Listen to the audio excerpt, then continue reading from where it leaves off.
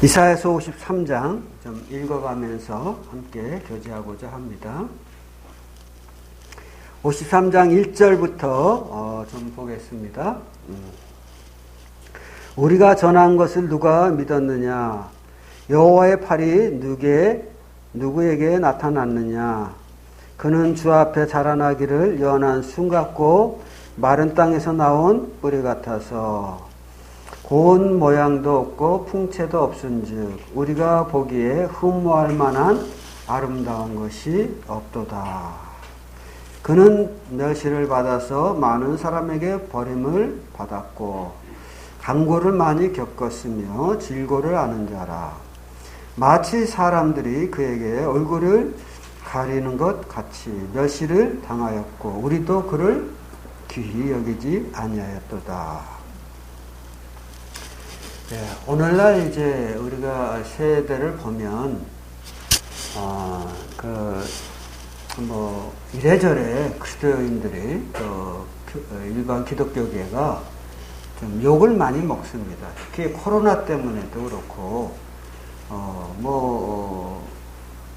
또 다른 이런저런 이유로 인해서 이제 신앙을 가진 것을 자랑스럽게 여기며 살아가는 환경이라기보다는 그 신앙 가진 것이 되레 짐스럽게 느껴지는 그런 분위기 속에서 살아가는 것이 오늘날의 우리 그리스도인들의 모습이 아닌가 이런 생각을 합니다. 하지만 우리가 이제 믿음의 가치관과 눈으로 보면 우리가 신앙을 가진 것은 참으로 참 자랑스러운 것이고 영광스러운 것이다 이런 생각을 감출 수가 없습니다. 그러나 이제 우리가 방금 읽은 말씀 속에서도 나오듯이 1절에서 우리가 전한 것을 누가 믿었느냐? 여호와의 팔이 누구에 나타났느냐? 라는 이사야 선지자의 예언과 같이 예언의 말씀이죠. 이것은 이제 메시아에 대해 장차 오실 메시아에 대해서 이제 말씀하신 내용인데, 그 세상은 불신으로 가득 찬 세상이다 그 말이죠.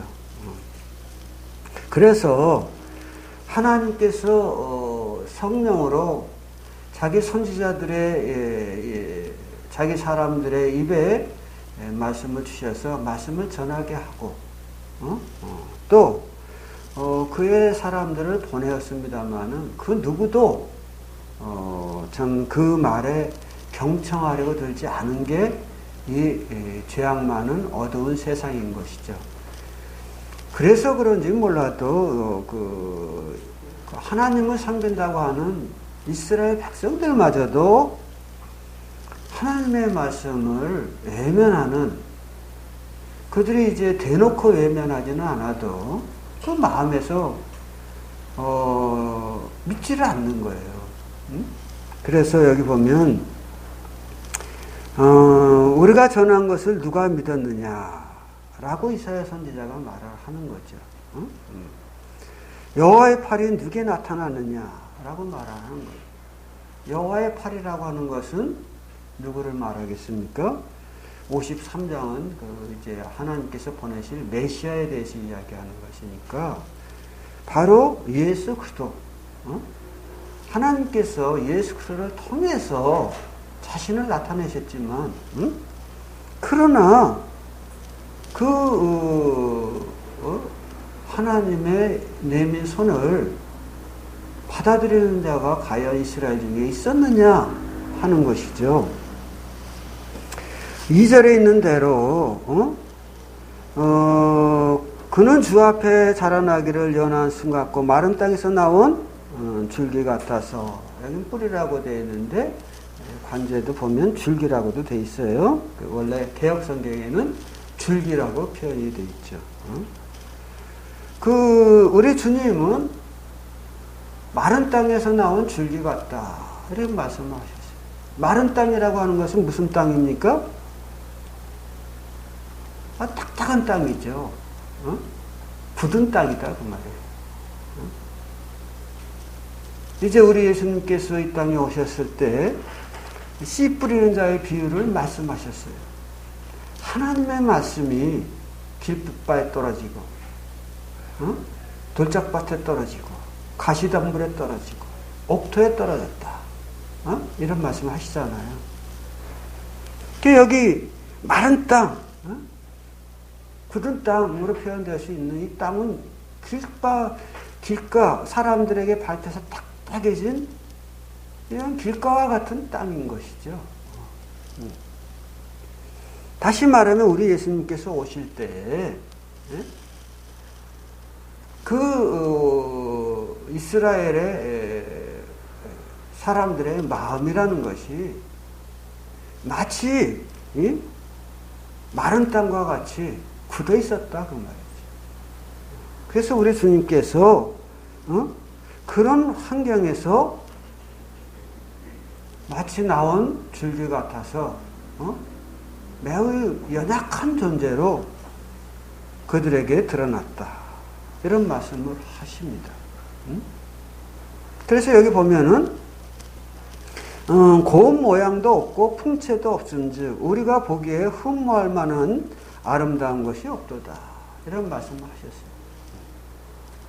그러니까 제가 전에는 이 말씀을 이렇게 묵상할 때 우리 주님께서는 그렇게 외모가 출중한 그런 분으로 이 땅에 오신 분이 아니로구나 이렇게 생각을 했었어요. 근데 이번에 가만히 묵상하다 보니까 이 문맥상 그런 뜻이라기보다는 마른 땅과 같은 심령들의 안목으로 볼 때 그는 고운 모양도 없고 풍채도 없고 한마디로 말하면 우리 보기에 흠모할 만한 대상이 아니었다. 그런 얘기죠. 이제 누가복음에 보면 우리 예수님께서 성전에서 이렇게 이 대화도 하고 이런 장면들이 나오고 그러는데 그 말씀의 문단 속에서 보면은 우리 예수님께서 그 지혜와 그 키가 자라가며 하나님과 사람 앞에서 더욱 사랑스러워져 갔다. 이런 말씀이 나와요. 그런 걸 보면 그 말씀에 보면은 우리 주님께서 하나님과 사람들 앞에서 그가 자라가면서 더욱 사랑스러운 존재. 우리 53장 2절을 통해서 이야기한다고 하면 흠모할 만한 존재로 자라갔다고 하는 것이죠. 그러니까 외모상은 그렇게 못난 그런 분이 아니었다고 생각을 해요. 그런데 마른 땅과 같은 이스라엘 백성들의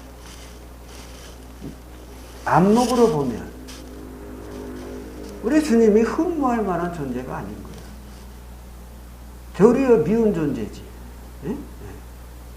그 복음서가 그런 걸 다 나타내고 있지 않아요?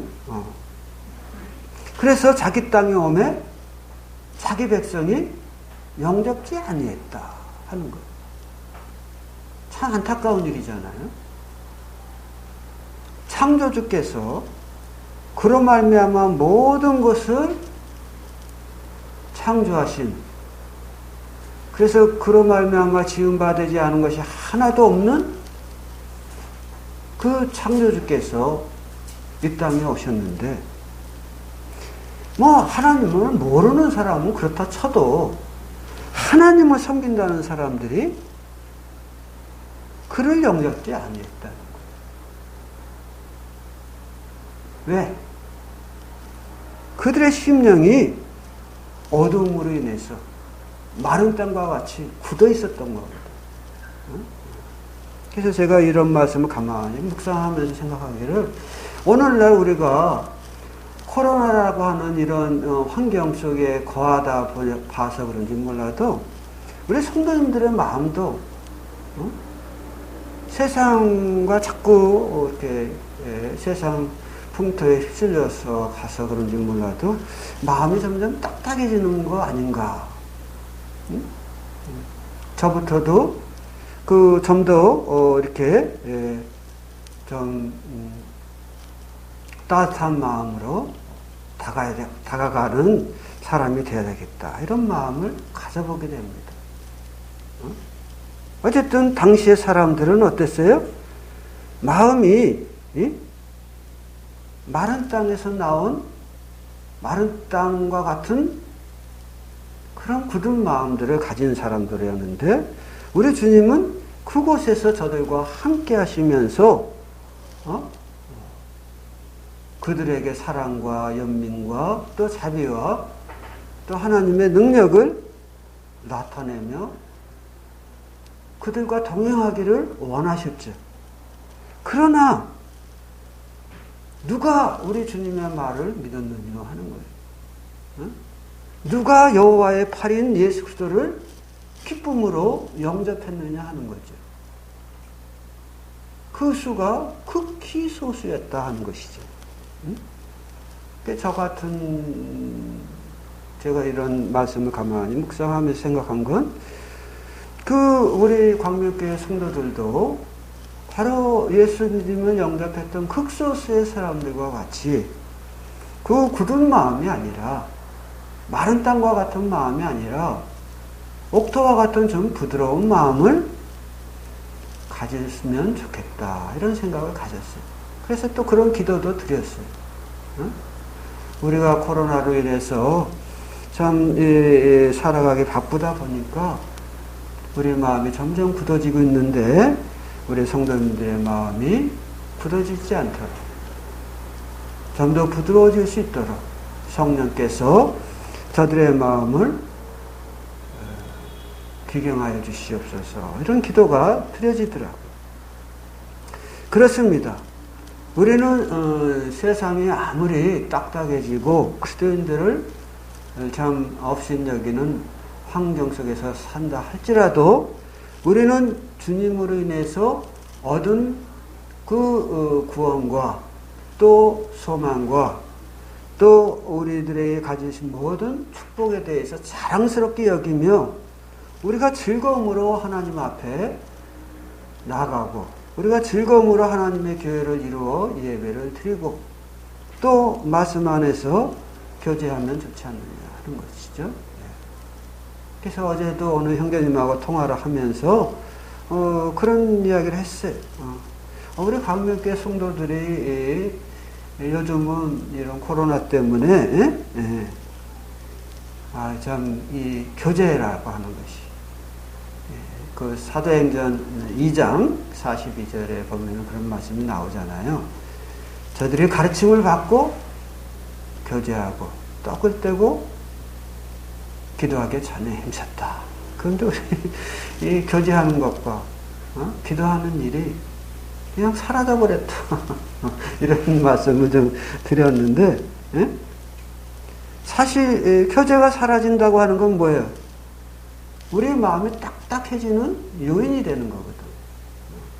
그래서 우리가 비록 얼굴을 맞대기가 어려워도 또 서로 맞대고 이렇게 대화할 수 있는 기회들을 우리들이 가지면 좋겠어요. 그래서 예배당에 나온다고 해서 코로나가 다 걸리는 것도 아니고 우리가 이제 매번 다 함께 모이기가 어려운 환경이라고 하면 돌아가면서라도 우리들이 모일 수 있다고 하면 좋지 않느냐. 그래서 내가 이제 직장의 형편이라든지 이런 일 때문에 이렇게 매주 예배를 드리기는 좀 어려울 것 같아요. 왜냐하면 직장에서 하도 쪼거든요. 그러면 어떻게 해야 되겠어요? 우리가 2주에 한 번이라든지 아니면 한 달에 한 번이라든지 예배당에 나와서 같이 예배 드리면서 그 교제의 기쁨을 누리고 회복해야 되지 않겠는가 이런 생각이 들었습니다. 어쨌든 이제 3절 말씀을 봅시다. 그는 멸시를 받아서 사람들에게 버림을 받았으며 강고를 많이 겪었으며 질고를 아는 자라. 마치 사람들이 그에게 얼굴을 가리우는 것 같이 멸시를 당하였고 우리도 그를 귀히 여기지 아니하였도다. 그는 멸시를 받았어요. 그리고 사람들에게 싫어버려진 바 됐어요.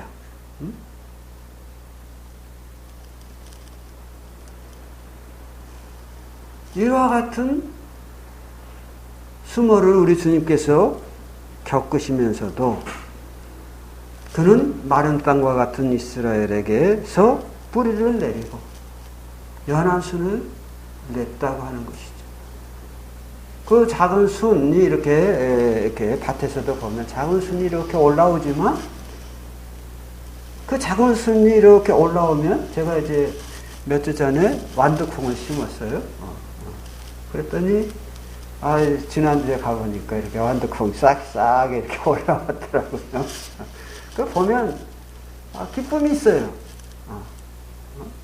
내가 완두콩하고 뭐 이렇게 대화가 되는 건 아니지만 그러나 이렇게 완두콩이 이렇게 뿌리를 내리고 연한 순을 이렇게 냈을 때 이놈이 이제 자라가지고 이렇게 많은 열매를 맺겠구나 이런 소망이 보이니까 굉장히 기쁨이 됩니다.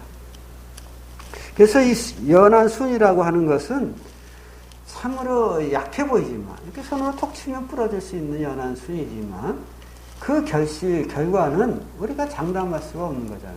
자라서 이렇게 크게 될 때. 우리 주님은 이 땅에 오셨을 때 그의 모습은 사람들에게 고운 모양도 없고 풍채도 없고 보기야 흠모할 만한 아름다운 것이 없다고 여겨져서 그 멸시를 받고 또 그를 귀히 여기지 않고 사람들에게 얼굴을 가리운 자와 같이 외면당하는 이런 삶을 사셨지만 그는 여전히 그 연한 순을 키우기를 조금도 주저하지 않았다고 하는 것이죠. 그리고 이제 뒤에 성경 이사야서 53장 후반부로 가면 결국 절실하는 그 모습을 보는 거예요. 그래서 우리 성도님들이 스스로 생각할 때 나는 연한 순 같고 그래서 뭐 하겠어? 뭐 이런 마음이 혹 들는지 모르지만 그러나 우리는 순 속에서 신앙을 보는 거잖아요. 장래를 보는 거잖아요. 그리고 우리와 함께 하시는 이는 누구예요? 우리에게 장래의 소망을 주려는 그 하나님이 동행하는 걸 우리는 본다 그 말입니다. 그러니까 우리가 하나님과 함께 하면 우리는 내가 알지 못하는 큰 일도 행할 수 있는 거예요. 베드로나 여러 12 사도가 그들이 예수님을 붙여찼을 때 그들이 후에 그렇게 위대한 인물이 될 거라고 누가 생각을이나 했겠어요? 아무도 그런 생각을 못했을 거예요. 그러나 하나님께서 저들과 함께 하시며 저들을 영화롭게 했다, 존귀케 했다 하는 것을 우리는 알게 되는 것입니다. 그래서 우리는 사람들의 시선이 나에게 조금 불만족스럽게 보일지라도 그것을 우리가 우리 주님을 생각하며 극복할 줄 아는 이런 그 용기가 필요하다고 생각을 합니다. 우리도 그를 귀히 여기지 않았지만 주님께서는 그 마른 땅과 같은 그들을 사랑하셨어요. 그리고 그들을 위해서 구속사역을 이루어 가시는 것을 볼 수가 있습니다. 우리도 그들 중에 한 사람 아니겠습니까? 우리도 우리 주님을 한때는 귀하게 여기지 않았지만 그분이 우리를 구원하시고 우리로 하여금 하나님의 나라의 소망을 갖도록 하신 이런 놀라운 경험을 가지고 있습니다. 4절을 보십시다. 그는 실로 우리의 질고를 지고 우리의 슬픔을 당하였거늘 우리는 생각하기를 그는 징벌을 받아서 하나님께 맞으며 고난을 당한다 하였노라. 우리는 그분이 고난 당할 때, 저가 고난 당하는 것은 자기의 잘못으로 고난 당하는 게 아니냐 이런 생각을 했다는 거예요. 그러나 사실은 그분께서 자기 죄로 인해서 고난 당하는 게 아니고, 우리의 질고를 지고 우리의 슬픔을 당했다. 성경은 말하기를 그는 죄가 없으신 분으로, 죄를 범치 아니하신 분으로, 죄를 알지도 못하신 분으로 이렇게 계속 증거하고 있거든요. 그래서 그분이 질고를 지고 슬픔을 당한 것은 말 그대로 실로라는 말은 사실은 그 말이거든. 사실은 그가 우리의 질고를 지고 우리의 슬픔을 당했는데 우리는 생각하기를 그가 저런 고난을 당하는 건 말씀에도 있잖아. 심는 대로 거둔다고. 자기가 뭔가 문제가 있으니까 저런 어려움을 당하는 거 아니야? 그러면서 당연히 여기고 그리고 멸시하고 외면했다 그 말이죠. 이게 무슨 마음이에요? 마른 땅과 같은 마음이죠. 굳은 마음이라 그 말이에요.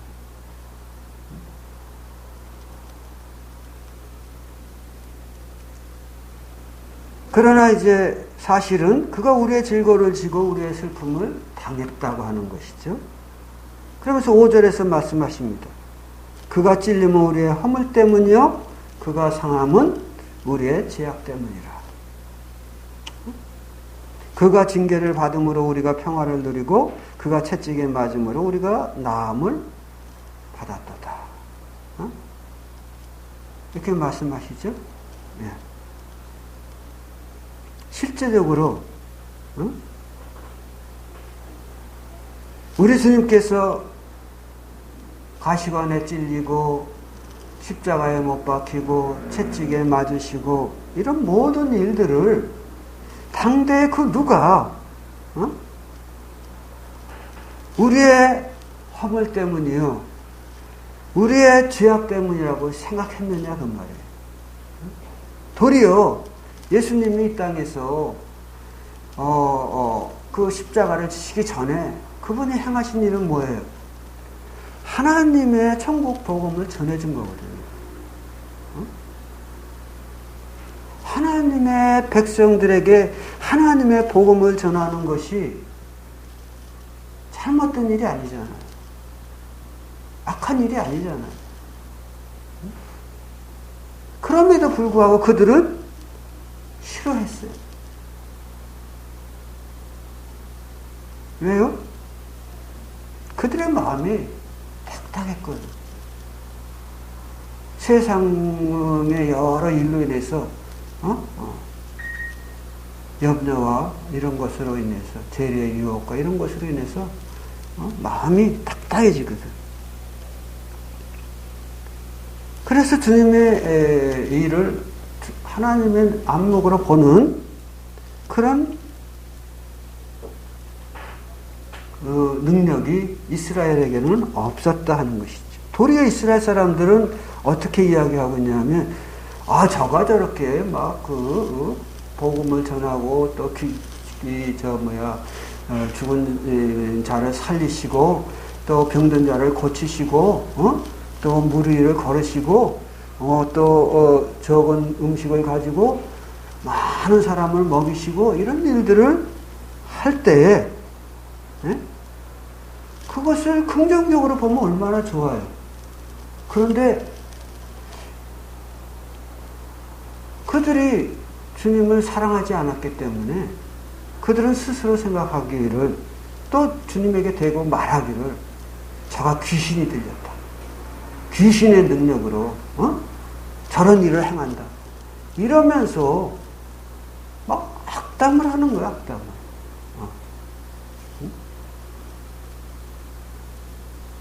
그러니까 이사야 선지자가 그 53장 1, 2절에 있는 것처럼 우리가 전한 것을 누가 믿었느냐, 여호와의 팔에 누게 나타났느냐라고 말할 만도 하죠. 그렇잖아요.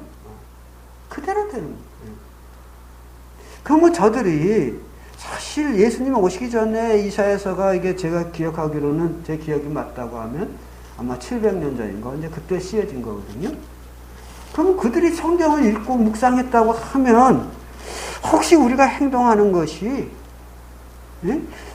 이사야서 53장에 저촉되는 행동은 아닌지 한 번쯤은 돌이켜봐야지. 그런데 그런 마음들이 없었다는 거예요. 그래서 그가 찔림은 우리의 허물 때문이고 그가 상함은 우리의 죄악 때문인 걸 저들이 알지 못했다 하는 것입니다.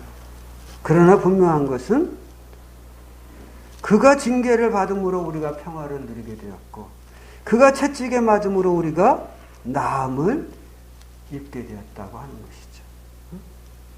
우리는 다 양 같아서 그릇 행하여 각기 제 길로 갔다.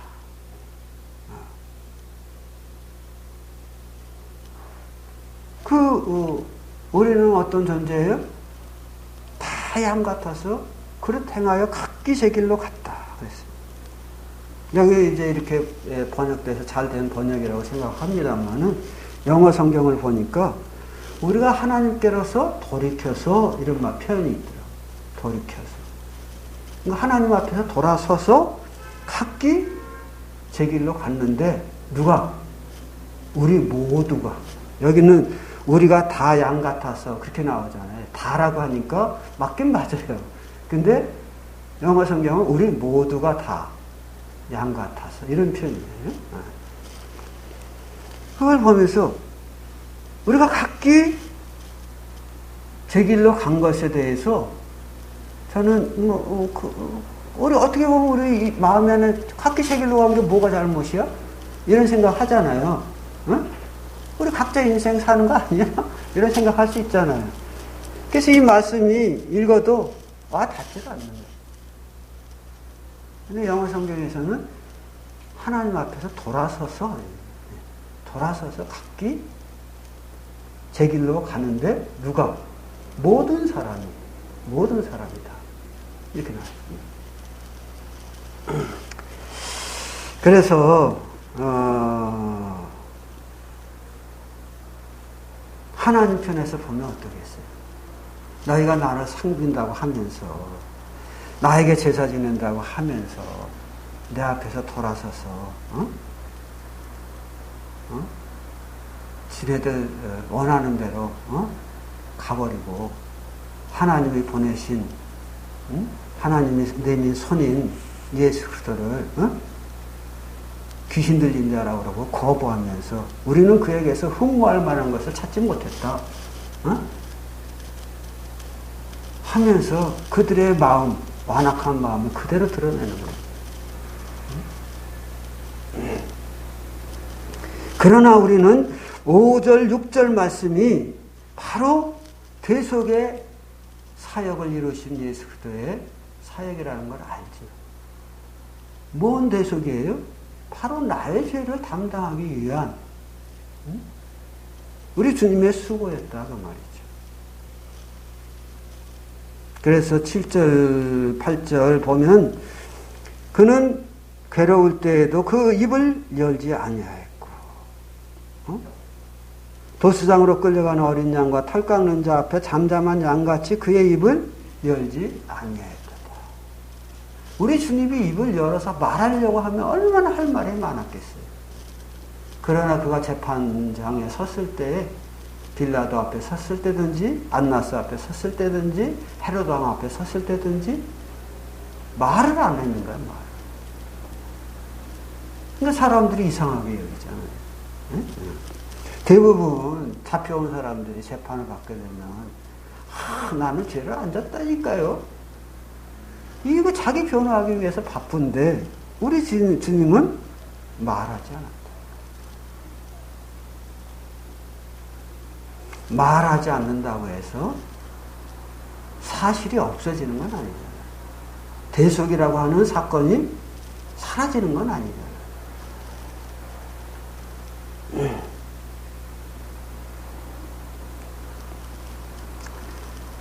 구절에 보면 그는 강포를 행치 아니하였고 그 입에는 거짓이 없었으나 그의 무덤은 악인과 함께 있었으며 그가 죽은 후에 부자와 함께 있었도다.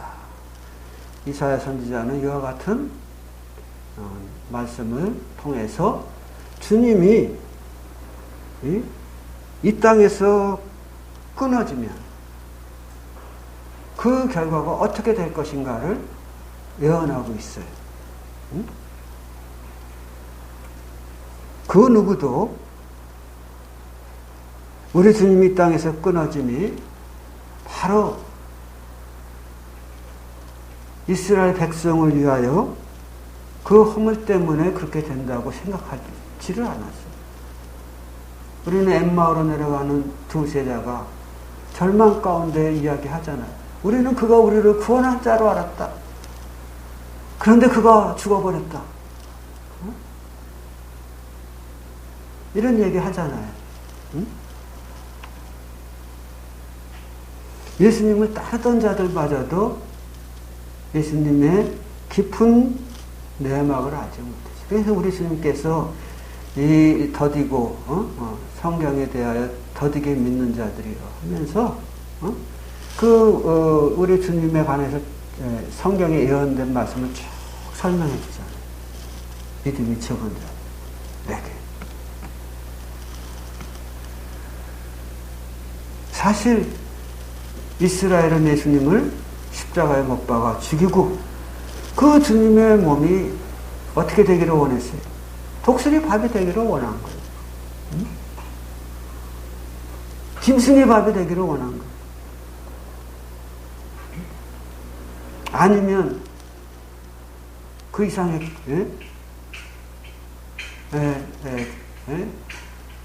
험악한 꼴로 버려지기를 원했던 거였죠.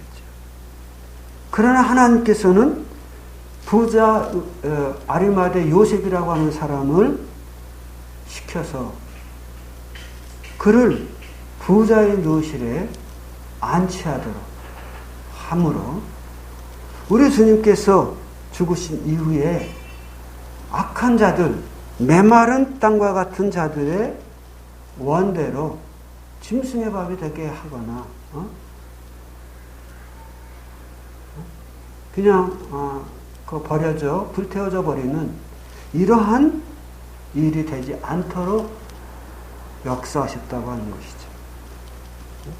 그래서 이 말씀이 9절 말씀이 우리는 잘 이루어지는 것을 보게 됩니다. 이렇게 명확한 하나님의 말씀의 예언들이 있음에도 불구하고 오늘날도 우리는 하나님의 말씀을 대할 때에 완성된 말씀에 대해서는 신뢰를 갖지만 아직 예언된 말씀에 대해서는 신뢰를 갖지 못하는 경향이 없지 않아 있어요.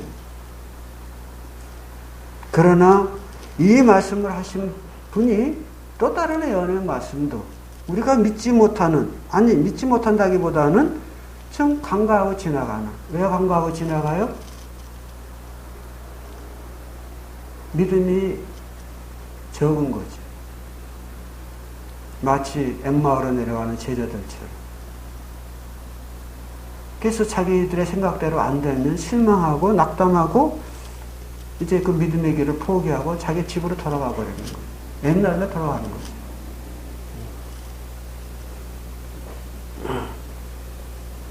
그러나 하나님께서는 우리 주님께서 돌아가셨을 때 악한 자들의 원대로 내버려두지 아니하시고 그분이 예언하신 대로 부자의 묘실에 안치되도록 하셨다고 하는 것입니다. 우리가 이제 10절에 보면 이런 말씀이 나와요. 여호와께서 그에게 상함을 받게 하시기를 원하서 질고를 당하게 하셨은즉 그의 영혼을 속건제물로 드리기에 이르면 그 씨를 보게 되며 그 날은 길 것이요 그의 손으로 여호와께서 기뻐하시는 뜻을 성취하리로다. 네. 하나님께서 우리 주님을 상하게 하셨어요. 사실 유대인들이 능력이 있어서 그들의 원대로 예수님을 죽게 한 것은 넓은 안목에서 보면, 하나님의 안목에서 보면 아니에요. 그들이 악한 마음, 굳은 마음, 마른 땅과 같은 마음으로 저를 제거하고자 노력했던 것 사실이지만 주님은 그런 악한 마음을 도리어 이용하여서 그분으로 하여금 속건제물을 드리도록, 속건제물로 드려지도록 하셨다는 거예요. 속죄제라는 것과 속건제라는 건 뭐가 다를까요? 우리는 이제 예수님이 우리의 죄를 속죄하기 위해서 돌아가셨다 이렇게 이야기하잖아요. 속죄제라고 하는 거. 제가 이제 어제 그 사전을 좀 찾아봤어요. 속건제하고 속죄제하고 뭐가 차이가 나나. 그랬더니 속죄제는 우리가 알고 있는 죄를 위해서 드려지는 제사가 속죄제더라고요. 그러니까 내가 죄를 졌어. 그래서 하나님 앞에 이 죄를 용서받아야 되겠다 하고 양이나 짐승을 가지고 나와서 하나님 앞에 제사 드리는 게 그게 속죄제더라고요. 그럼 속건제는 뭐냐? 내가 모르고 부지중에 짓는 죄, 그걸 위해서 드리는 제사가 속건제더라고요. 또 뭐 더 넓은 의미도 있는데 이 시간에 뭐 재물에 대한 이야기를 하는 시간은 아니니까. 그러니까 우리 주님께서 우리가 즉 여기서 속건제라고 하는 제목을 단 게 이유가 있더라고. 이스라엘 백성들이 어떻게 해요? 자기들이 얼마나 큰 죄를 짓고 있는지 모르는 채 예수님을 십자가에다가 못 박은 거예요. 어? 근데 그 죄마저도 주님은 용서하기 위해서 속건제물로 자신을 드렸다는 거지. 그리고 그 씨를 보게 되며 이렇게 나오잖아요. 그 씨라고 하는 건 뭐죠? 우리 주님이 죽고 묻히셨잖아요. 땅에 묻히셨어요. 씨앗이 하나 묻혀지면 거기서 새로운 싹이 나오잖아요. 그리고 열매가 달리잖아요. 그 씨를 보게 되며라는 말은 이렇게 희생당한 실로 우리의 질고를 지고 우리의 슬픔을 당하며 우리의 허물과 우리의 죄악 때문에 우리 주님이 상하시고 못 박히심은 그 결과를 보게 될 것이라는 것이죠. 그 결과는 뭡니까? 바로 여러분들과 저 아닙니까? 거듭난 성도들. 그래서 성경에서는 말씀하고 있지 않나요? 뭐라고 말씀하시죠? 누구든지 그리스도 안에 있으면 새로운 피조물이라 하고 말씀하십니다. 우리가 그리스도 안에서 거듭난 거예요. 주님이 보실 때는 주님의 열매인 거죠.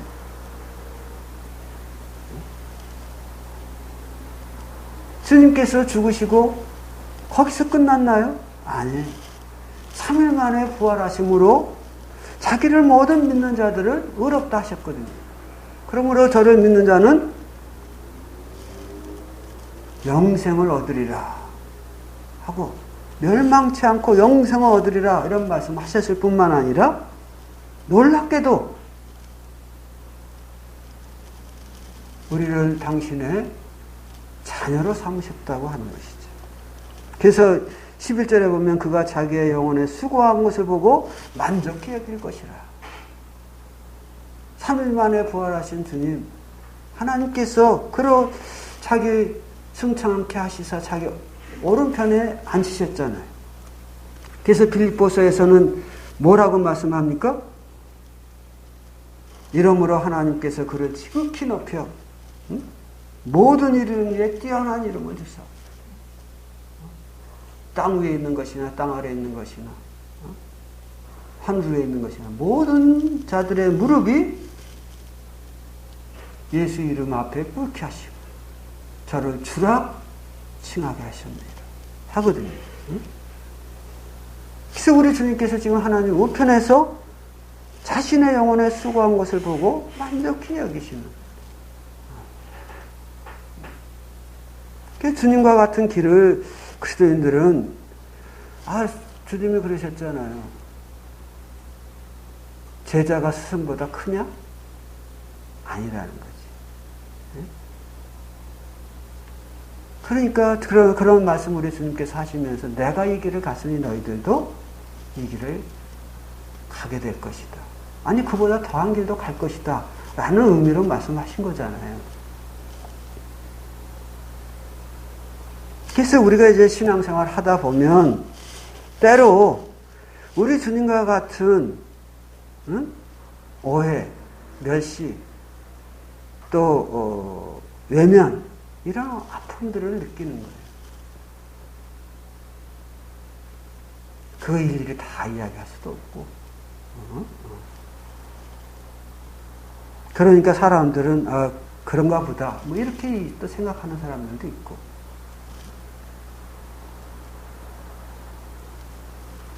참 그런데 그래서 생각하면 참 서운하고 억울하고 뭐 이런 부분들이 있겠지만 주님과 비교할 때 과연 주님보다 더 했겠느냐? 그러지는 못하잖아요. 우리 주님은 내가 간 길을 너희도 가겠다라고 하셨지만 사실 주님보다 더한 길을 가는, 사실 제자들이라고 하면 스승보다 더한 일들도 우리가 감내해야 되잖아요. 그러나 우리는 스승의 간 길의 절반도 못 미치는 길을 가면서 산이중리하고 막 부르짖거든요. 그래서 11절에 보면 시간이 됐네요. 그래서 12절로 넘어가겠습니다. 12절에 보면 여기 보면 이렇게 말씀해요. 내가 그에게 존귀한 자와 함께 목을 받게 하며 강한 자와 함께 탈취한 것을 나누게 하리니 이는 그가 자기 영혼을 버려 사망에 이르게 하며 범죄자 중에 하나로 헤아림을 받았느니라. 그러나 그가 많은 사람의 죄를 담당하며 범죄자를 위하여 기도하였느니라. 그러므로라는 것은 결론적인 것이죠. 우리 주님께서 이런 모든 수고를 다 겪으셨기 때문에 존귀한 자가 또한 강한 자가 전쟁에서 승리하며 많은 그 전쟁의 전리품들을 취하는 것처럼 내가 그로 하여금 놀라운 전리품들을 얻게 하겠다. 왜? 그가 자기 영혼을 버려 사망에 이르며 범죄자의 하나와 같이 헤아림을 받는 그런 수고를 했기 때문에. 그래서 요한계시록에 보면 그런 말씀이 있어요. 요한계시록에 나타나 이제 예수님의 찬양하는 무리들이 일찍 죽임을 당하사 각 족속과 방언과 백성과 나라들 가운데에서 사람들을 피로 사서 하나님께 드리시고 이런 말씀이 나오거든요. 그들의 예배하는 예배의 기도 속에 이런 구절이 있는 거예요. 노래 속에 이런 구절이 있어요. 그러니까 즉 우리 주님은 일찍 우리를 위한 대속의 길을 걸으시고 지금은 부활하셔서 하나님 우편에 계셔 모든 일의 피조물로부터 예배를 받으시는데 그 예배의 노래의 핵심이 뭐냐? 각 족속, 각 방언들, 각 백성들, 각 나라들 가운데 그의 씨의 열매를 볼 것이다 하는 것이죠. 그가 우리가 주님을 위해서, 즉 하나님의 뜻을 위해, 주님은 하나님의 뜻을 위하여 자기의 목숨을 버렸잖아요. 그리고 그것은 실패하는 것 같았으나 실상은 승리하는 것이었거든. 우리들도 때로 주님의 마음을 가지고 살아가면 짓밟히는 모양새가 될지 모르나 그것이 승리의 길이다. 우리는 짓밟히고 싶지 않아서, 외면당하고 싶지 않아서, 멸시당하고 싶지 않아서 우리 마음을 굳게 만드는 경향이 있어요. 딱딱하게 만드는 경향이 있어요. 그러나 그것은 지혜가 아닌 거예요. 그리스도 안에서는 더더욱 그렇습니다. 우리는 이사야서 53장을 통해서 우리가 말씀을 살펴보면서 우리가 가져야 할 마음이 무엇인가를 생각해 봤습니다.